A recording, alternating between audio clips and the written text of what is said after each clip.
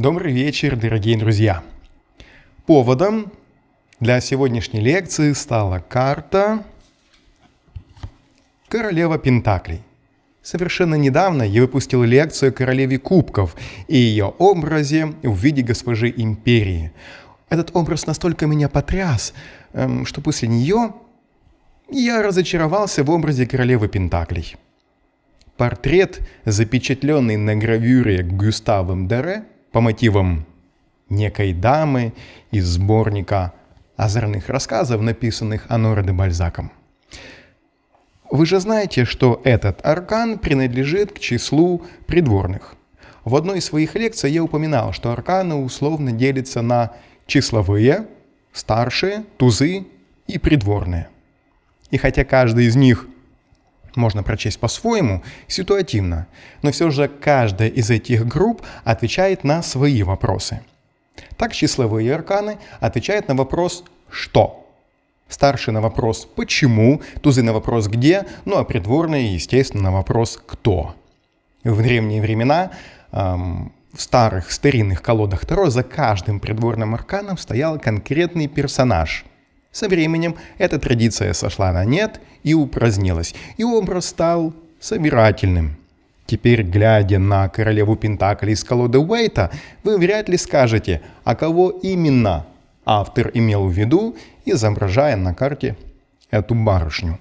Но вот в разбираемой нами колоде Гюстава Дере королева Пентаклей вполне реальный персонаж. Знакомьтесь, королевская зазноба. Благодаря Оноре де Бальзаку мы получили героиню, которая поможет нам полнее раскрыть смысл карты. И теперь этот аркан получился более очеловеченным. И за ним теперь стоит архетип герой, точнее героиня, с которым я вас сейчас и познакомлю. Нашей девушке посвящена отдельная история в сборнике «Озорные рассказы».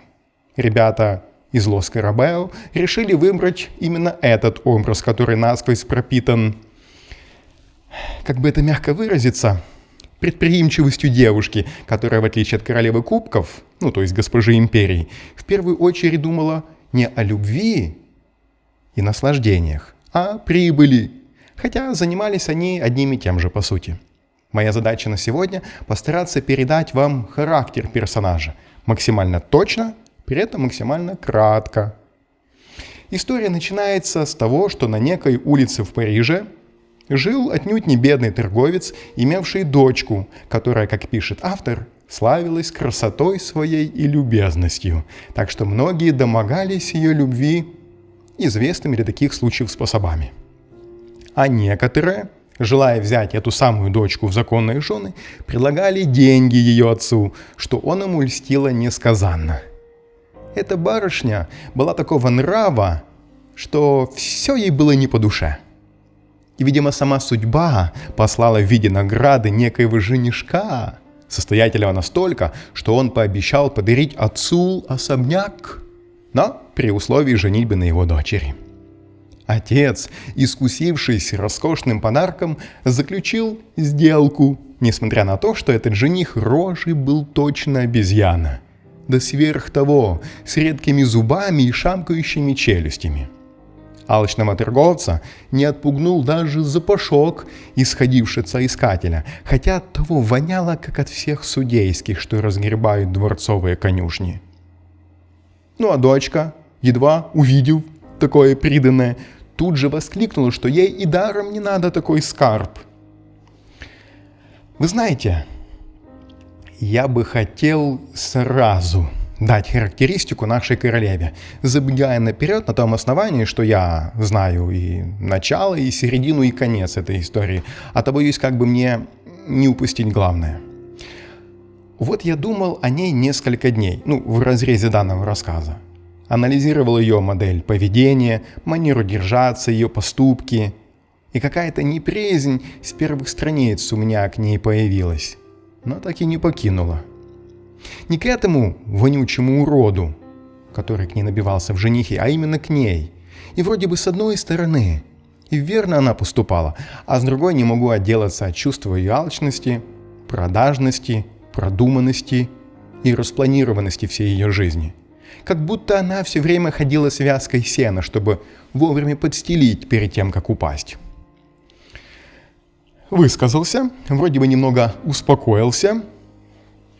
Теперь можно и продолжить. Я просто переживал, что не смогу передать вот эту вот суть в течение повествования, поэтому поспешил с выводами вместо вас, навязав вам свое мнение. Давайте продолжим историю. Как только дочка поняла, что за мерзкий тип достался им в роли жениха, она тут же, без лишней скромности, все высказала ему в лицо в присутствии отца. «Ах, так?» — говорит она. «Отец запродал вам мое тело, и коли вы возьмете его, то превратите меня в продажную девку. Но знайте, чем вам, я лучше первому встречному отдамся. Обещаю в отместку за всех девушек такое бесчестье, которое обернется только смертью. Вашей или моей».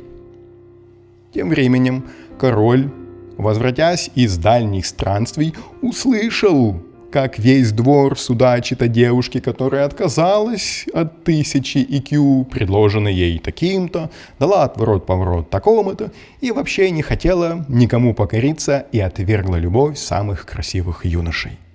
Так вот, славный король, весьма охочий до подобной дичи, вышел в город и заглянул к ювелиру, будто бы за тем, чтобы купить подарок для дамы своего сердца. А на самом деле, чтобы сторговаться на предмет самой прекрасной из драгоценностей, что была в этой лавке. И пока отец стоял, поворотясь к ним спиной, король обратился к красавице с такими словами. «Ты не создана для того, чтобы торговать украшениями. Тебе должно их получать. И коли позволишь, я укажу тебе на сокровище, которое сводит меня с ума так, что я готов навеки стать его подданным слугой, и за которое не в силах расплатиться все французское королевство». «Ах, сир, завтра я выхожу замуж, но ежели вы уступите мне кинжал, что увисит у вас на поясе, я сумею защитить мой цветок и сохранить его для вас, дабы последовать словам Писания, гласящие «Кесарю кесарева». Король протянул свой маленький кинжал девице, отмахнул несколько надоедливых мух. Его слова вскружили ему голову до того, что он потерял всякую охоту к еде и питью. Он стал готовиться к переезду, желая поселить свою новую зазнобу на улице Ласточки в одном из своих особняков. А адвокат, которому не терпелось, чтобы на него надели хомут, к великой досаде своих соперников предыдущих, повел свою невесту к алтарю, потом под музыку задали пир, и вечером явился он в опочивальню, где должна была возлежать его красавица. Но вместо красавицы он увидел в кресле бешеную ощетинившуюся ведьму, которая не желает ложиться в постель и сидит у очага, подогревая свой гнев и зад. Добрый муж в изумлении падает перед ней на колени, умоляет вступить с ним в честный и прекрасный поединок, но она молчит, будто бы воды в рот набрала. А чуть только он делает попытку приподнять ей подол, чтобы одним глазком узреть то, что столь дорого ему встало, как она все так же молча за трещину ему отвешивает и чуть не ломает нос. Игра эта приходится адвокату по нраву, ибо он надеется, что она известна, чем кончится. И он с верой и упованием принимает от притворщицы все удары. В конце концов, от его нападков красавица устала, выпрямилась, вскочила на ноги и выхватила королевский кинжал. Сокращая происходящее до минимума, скажу только, что никакие порезы и раны этого адвоката не остановили. И лишь грозное обещание наложить на себя руки заставило его отступить.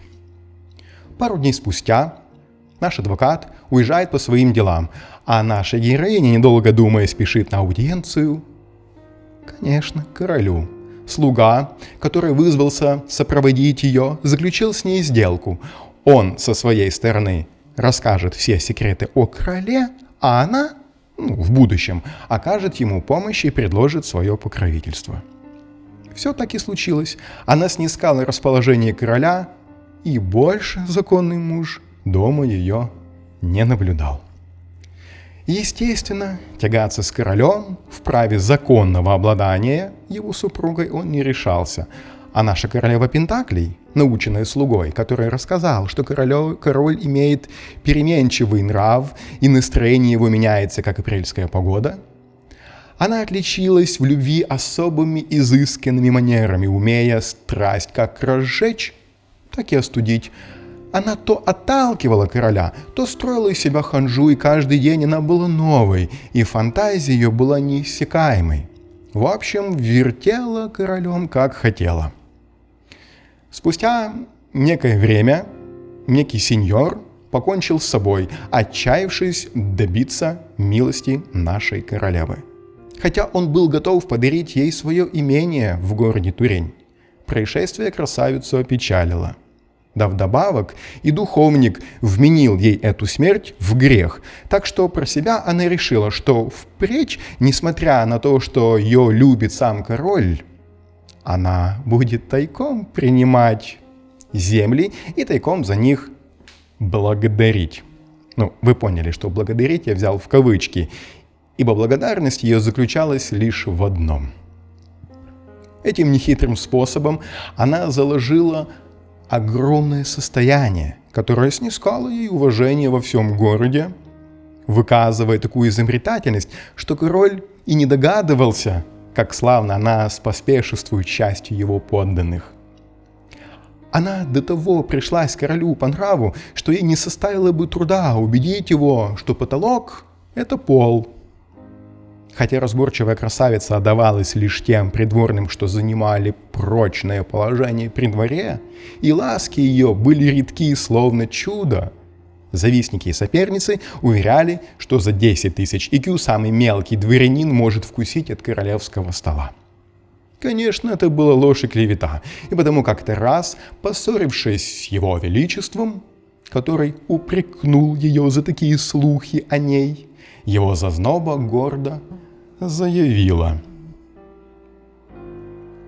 «Брысь, муха!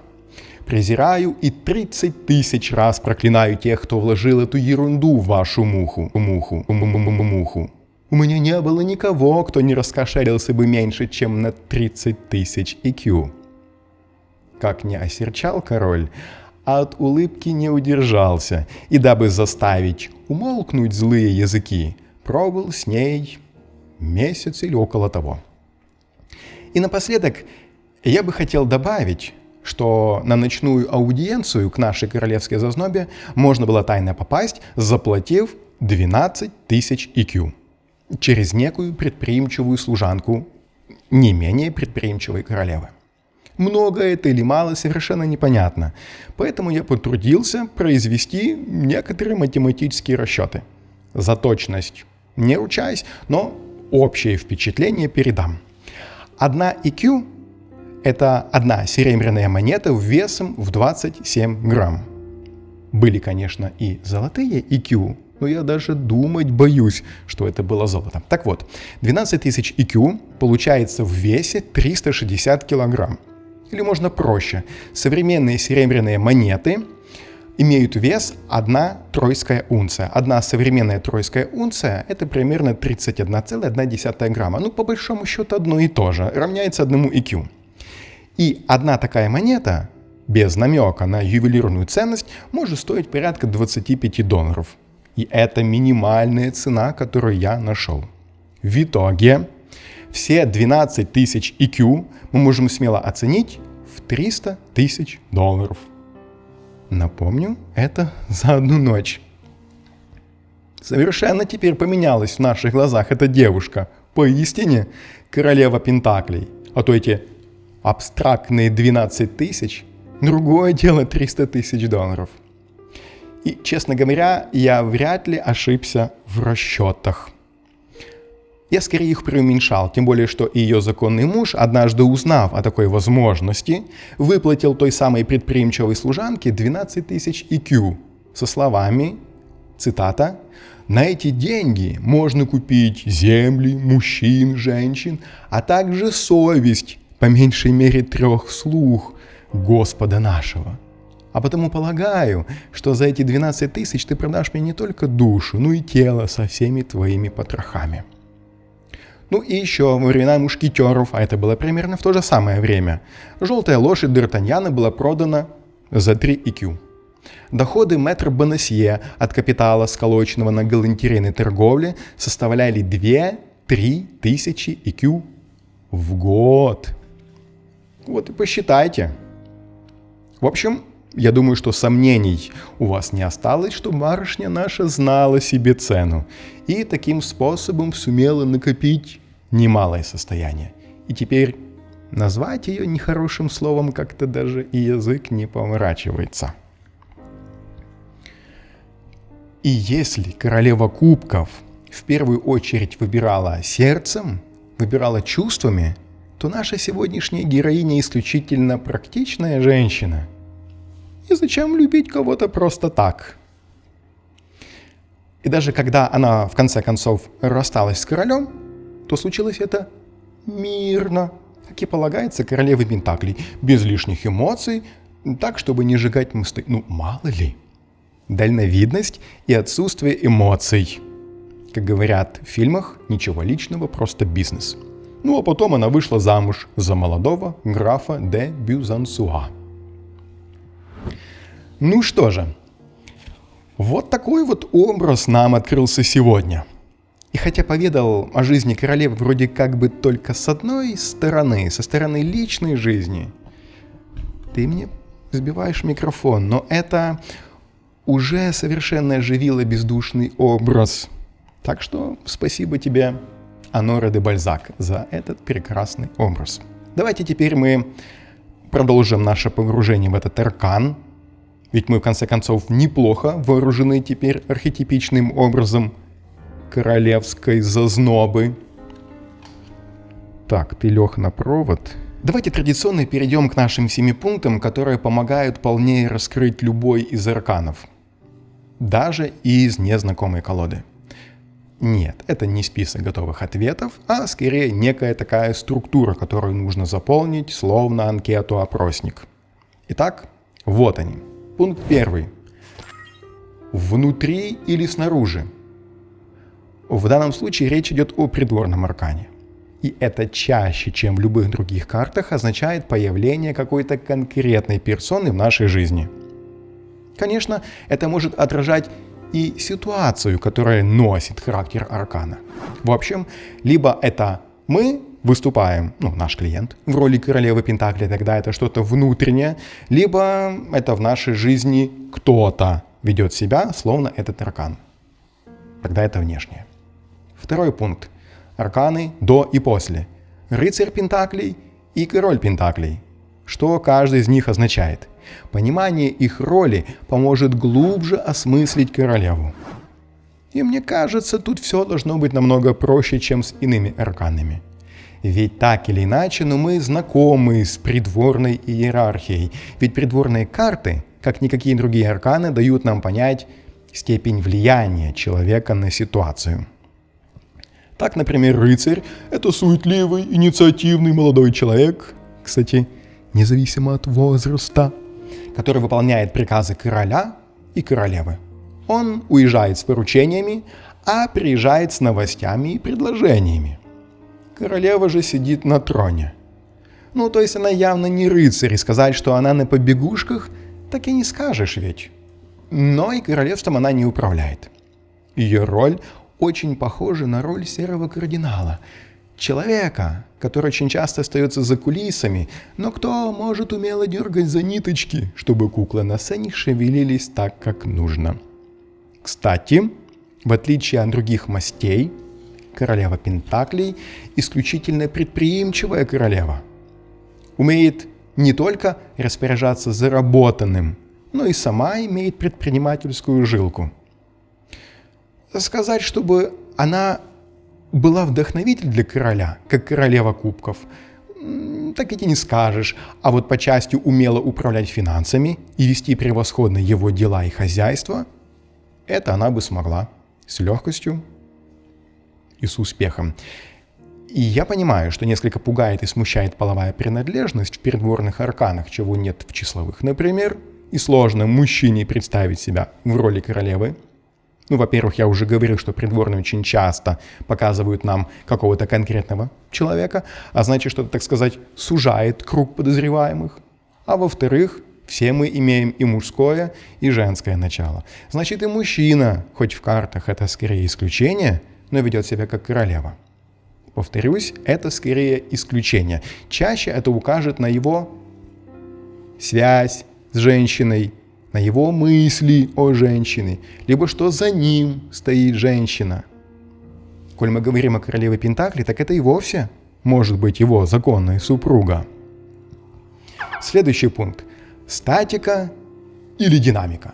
Конечно, это статика. Во-первых, это королева. Хоть она и не сидит на троне, но явно никуда не спешит. В таком наряде только красоваться да приказы отдавать. Ну и к тому же это энергия инь, женская энергия. Она накапливает и наблюдает. Пентакли не любят динамику и суету. Буквальное прочтение. Следующий пункт. Буквальное прочтение очень часто может выручить, особенно когда вопрос не предполагает глубокого раскрытия аркана, а скорее ответа типа «да-нет». Тогда мы читаем карты оракульно, то есть обращаем внимание не на смысл аркана, не на то, что стоит за образом, а на конкретику рисунка. И вот тут каждая колода вносит свои детали. Во-первых, королева не на троне, она стоит, что говорит о том, что она как бы готова активно включиться в происходящее. Во-вторых, за ее спиной, как бы в тени, мы видим короля. А это прямой намек на матриархат и силу влияния этой королевы на мужчину. Мало того, повернута спиной, и лишь голова смотрит на короля, как бы давая понять, что она знает о его присутствии. Но не главное, что ей надо. Пышность ее наряда, богатые украшения не делают из нее скромницу, а скорее девушку, знающую толк в люксовых вещах, престиже и комфорте. Символика. Обращайте на нее всегда внимание. Ищите скрытые подсказки, запоминайте их. Они будут для вас словно ключики, открывающие потайные двери в более глубокий смысл карты. У это и золотой фон, благородный фон, и плодородные растения, и кролик как символ плодовитости, и каменный трон, и скромное выражение лица королевы, и такой же скромный головной убор, не в пример, кстати, другим королевам, и много-много других пунктов. Мы сегодня не будем заострять внимание на уэйтовской колоде. Да, на колоде Дере как таковой символики нет, ибо традиционно не сложилось ввиду молодости колоды. Но вот сама история, написанная Оноре де Бальзаком, вот она как раз и помогает нам глубже понять этот аркан. И наша задача просто вовремя вспомнить вот эту самую историю, связанную с нашей королевской зазнобой. Вспомнить ее черты характера, ее манеру поведения, ее поступки. Следующий пункт – это масть или знак зодиака, который может стоять за данным арканом. Конечно же, обязательно смотрим на масть карты. В данном случае это пентакли, стихия Земля. А как я часто напоминаю, Земля – это самая медленная, самая неспешная, самая инертная стихия. Инерция, напоминаю, это способность тела сохранять состояние покоя или движения до тех пор, пока какая-то внешняя сила не изменит это состояние покоя или движения. Так вот, Пентакли очень не любит, когда появляется эта самая внешняя сила и начинает нарушать привычный покой, либо привычную спокойную структуру движения. Земля очень прогнозируемая стихия. Может, я вас уже достал, конечно, примером с этим фермером, но все же напомню, что осенью он сеет пшеницу, зная, что весной она гарантированно даст всходы, а летом урожай. Понимание этих свойств, скрытых за стихией, за пентаклями, помогает нам понять и характер человека, и рассматриваемую ситуацию. Она, скорее всего, гарантированно произойдет, но не быстро. Все надежно и основательно. Никакой спешки, но все происходит вовремя. И заметьте, я одновременно описываю и стихию, и масть карты, и архетип. Это все взаимосвязано. И Земля, как и вода, несет в себе женскую энергетику. То есть это не активная, а пассивная стихия. Она скорее отреагирует на то, что уже произошло, чем станет инициатором новых событий. И еще Земля, или Пентакли, самая богатая стихия, ведь все возвращается в Землю. И потонувшие в воде пиратские корабли, набитые золотом, и царские дворцы, охваченные пламенем. Все в Землю. Все в Землю. Следующий пункт. Магия числа. Конечно же, это придворный аркан. А как вы знаете, они не имеют за собой никакого числа. Но многие тарологи для удобства присвоили им числа. Продолжая ряд младших арканов, после десятки идет паж, значит 11, рыцарь 12, королева 13, и король 14. Возможно, такая информация будет вам полезна, особенно когда она становится общепринятой, а не индивидуальной. И так считают все, и пользуются этим все одинаково. Итак, запомните эти 7 пунктов и пользуйтесь ими подобно шаблону анкеты при каждом знакомстве с арканом. А если вдруг в какой-то момент вы смотрите на расклад и не понимаете, с чего начать, то воспользуйтесь этими пунктами, и дело сдвинется с мертвой точки. И в конце концов это поможет избежать грубых ошибок. Например, увидеть динамику там, где ее попросту нет. Предположим, в какой-то статичной карте. А сейчас давайте подробнее посмотрим, как наша королева Пентаклей отыгрывается в каждой из наших сфер жизни. В нашем саморазвитии, в нашей карьере, в финансовой сфере, в отношениях.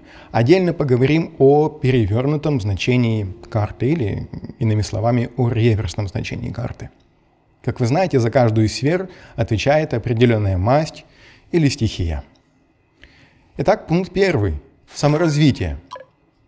Традиционно в этом блоке мы должны понять, какие уроки мы, или наши клиенты, можем извлечь, какие качества в себе развить или, может быть, усилить те, которые уже имеются. Над чем нам нужно работать, когда этот аркан выпадает в соответствующем раскладе. И, казалось бы, это легко. Стоит просто более внимательно подумать над чертами королевы Пентаклей. В Библии есть такой стих. «И глупец, когда молчит, может показаться мудрым». Масть Пентаклей учит неспешности и рассудительности. Перефразировав этот библейский стих, можно сказать, что взвешенность и рассудительность добавляет мудрости даже глупому человеку. По королеве Пентаклей мы держим свою жизнь в порядке во всех ее материальных, то есть физических, ощутимых аспектах. А также эта карта представляет душевную гармонию, творческие и созидательные способности, а также любовь к природе и земным радостям. По этому аркану мы можем развивать в себе практический реализм, выдержку, способность к целенаправленным, терпеливым действиям, умением бить в одну точку. Тут впору вспомнить парочку арканов из Пентаклей. Это и тройка, это и 8 Пентаклей. Когда-то мы с вами разбирали короля Пентаклей. В его роли выступал царь Дарий. Так вот, в саморазвитии тогда шла речь о том, что на высоком уровне такой человек постигает основы мироздания, высшие материи, но через осязаемость, через материальность мира. Как тут не вспомнить слова Гермеса Трисмегиста, который заверял нас: то, что на небе вверху, то и на земле внизу.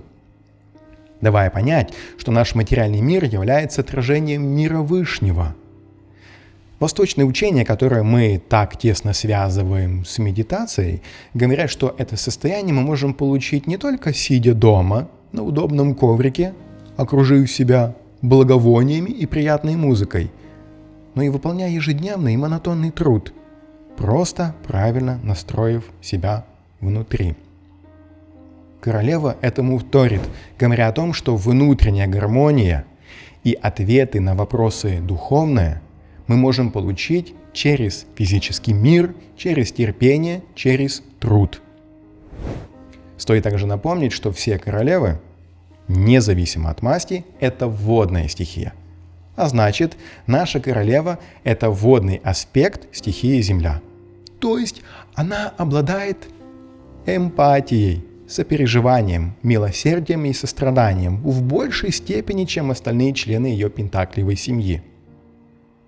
Образ этой карты дает понять, что если мы засеем восприятием, пониманием и идеями плодородную почву души, то увидим, как растут и развиваются наши проекты и решения в реальном физическом мире, в нашей карьере, нашей семье, наших устремлениях, в каких-то долгосрочных перспективах, долгосрочного характера. Как резюме, совет по этому аркану в саморазвитии: стоит демонстрировать зрелое, взвешенное женское поведение. Почему женское? В том смысле, что не инфантильное детское или агрессивное мужское, а именно такое женское, мягкое. Отдавать себе отчет в получаемых и оказываемых благодеяниях. Вести себя невозмутимо, созидательно, практично, ориентируясь на благополучие и удобство, и решать насущные вопросы. Карьера. Следующий пункт. И это потрясающая карта для карьерных вопросов и скорее является результирующей, даже если вопрос касается будущего. Она буквально говорит «да». Просто бери и делай. Двигайся в этом направлении. Развивай эту ветку. Вкладывайся в этот проект. Королева Пентаклей не ленива. Ей не свалится достаток на голову. Она его зарабатывает честным и упорным трудом. И вообще, ее достаточно легко назвать карьеристкой.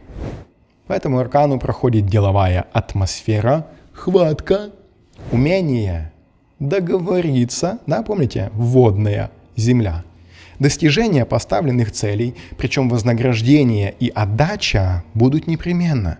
Это не альтруист, работающий за идею. Конечно, это не творческий аркан, как, например, королева кубков, но умение облечь идею в материальную форму очень хорошо знакомо нашей королеве. Она способна превратить в реальность то, что у других так и останется на бумаге. Хотя ее вариант и не будет самым таким фантастическим, скорее очень реалистичным и вполне выполнимым. Королева Пентаклей – отличный управленец и руководитель. Если помните, королева кубков, она хорошо работает тет-а-тет, с глазу на глаз, с одним человеком. То есть она хорошо коммуницирует с одной лишь персоной, тогда как королева Пентаклей способна воспринимать целую группу людей как свою семью или как коллектив, например, и очень удачно взаимодействовать с такой большой группой. И вообще для бизнеса этот аркан с потрясающим таким вот сочетанием стихии вода-земля великолепно и превосходно. 2 в одном флаконе. Деловая хватка со встроенной эмпатией.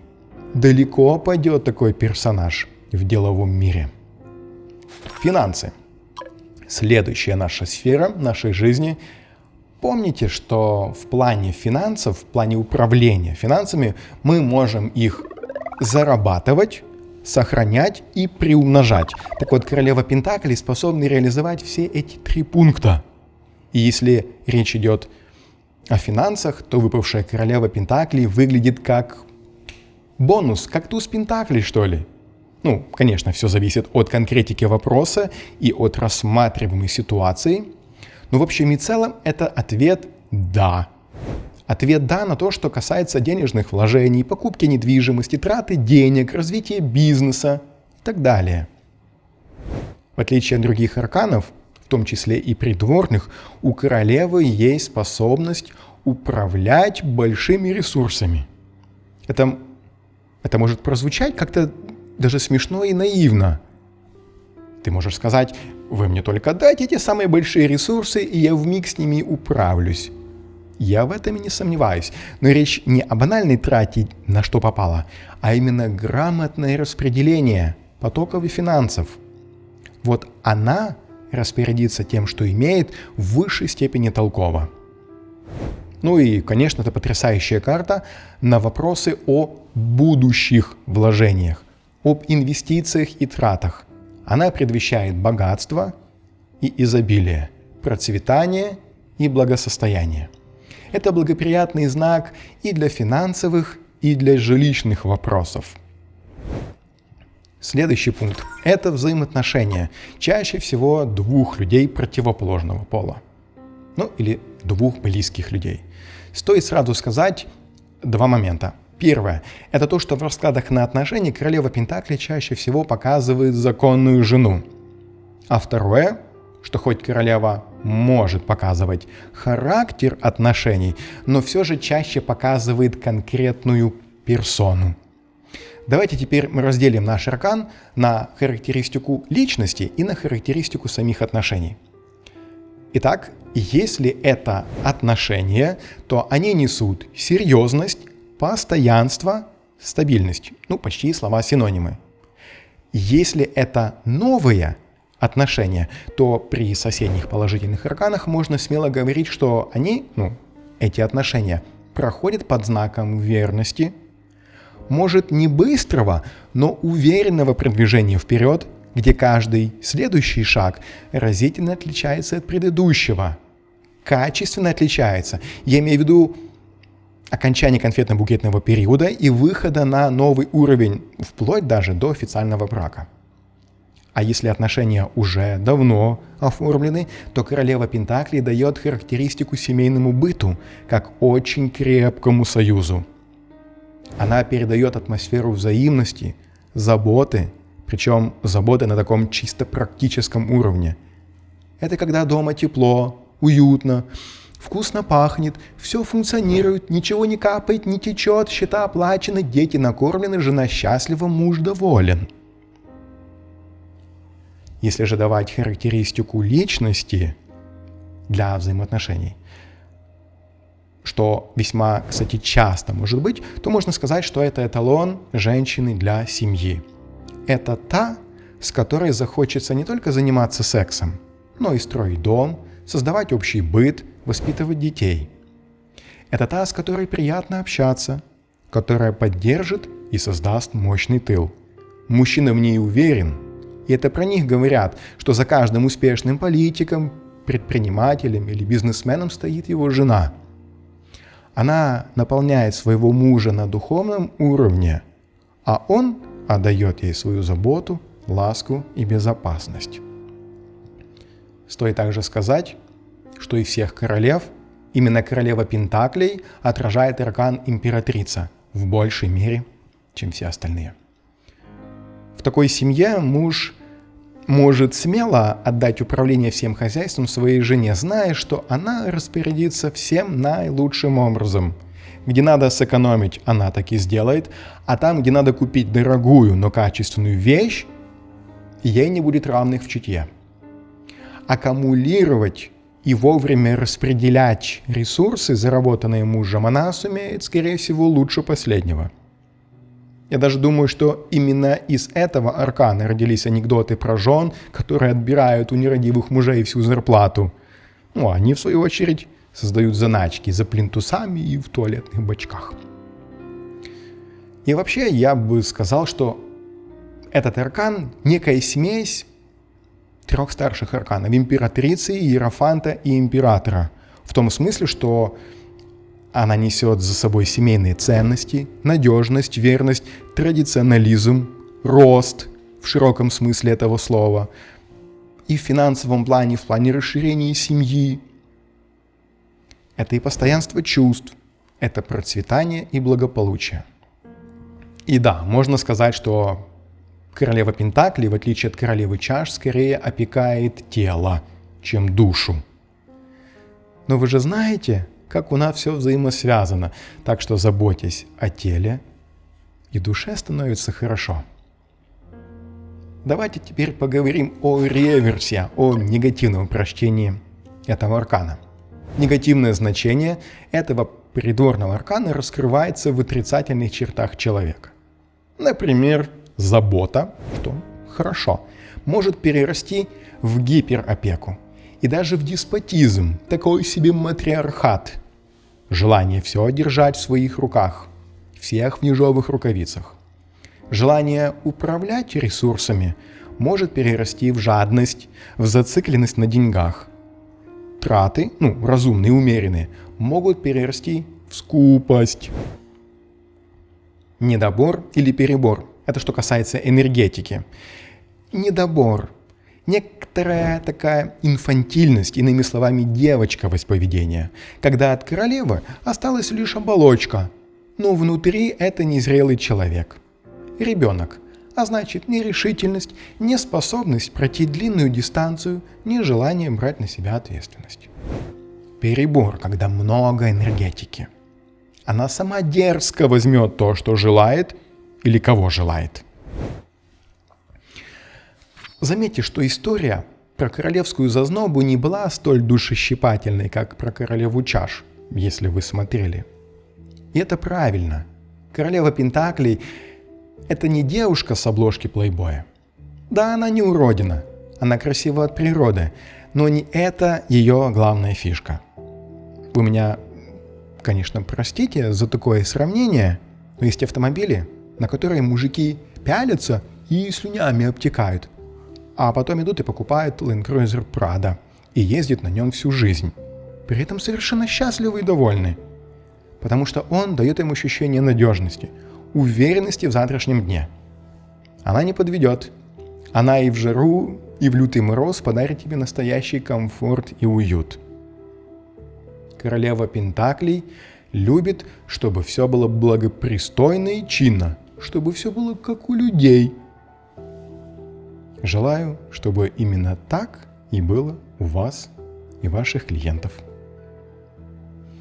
Если вы досмотрели эту лекцию до этих слов, значит вы из тех, кто смотрит именно меня. Поэтому предлагаю присоединиться к телеграм-каналу. Ссылка где-то внизу, в описании. В нем я стараюсь каждый день поддерживать дух тарологов, публикую небольшие посты. Ох, эти мухи. Напустил их, не ожидал, что осенью будет так много. Большое спасибо за то, что смотрели меня, за то, что ставите лайки, пишите комментарии. Призываю вас писать побольше, мне приятно их читать, я ощущаю обратную связь с вами. Подписывайтесь на канал, будем общаться более плотно и ближе. Всем удачи и до свидания.